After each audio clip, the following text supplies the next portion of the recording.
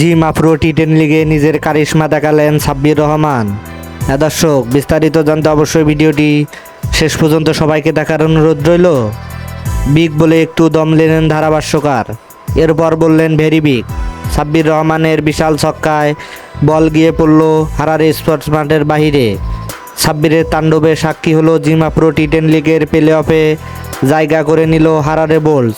দলটি কেন সাব্বিরকে বেছে নিয়েছে, কেন রেখেছে আস্থা, সাব্বিরের প্রমাণ দিলেন 12 বলে 34 রানের অপরাজিত ইনিংস খেলে।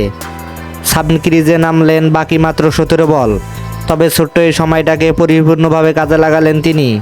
মাত্র 12 বল মোকাবেলা করে 34 রান করে থেমে যান তিনি। ইনিংসে ছিল 5টি ছক্কা। শুরুটা করেন অ্যাডাম মিলকেনকে দিয়ে, 9তম ওভারে মিলকেনকে 2টি ছক্কা হাঁকান। শেষ দিকে করিম জান্নাতকে টানা 3টি ছক্কা হাঁকান তিনি।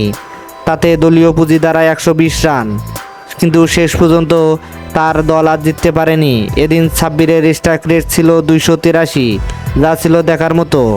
দর্শক, আপনি সাব্বিরের এমন রানের ফেরাকে কী চোখে দেখছেন? অবশ্যই আপনার মূল্যবান মতামত কমেন্ট বক্সে জানাবেন। ধন্যবাদ।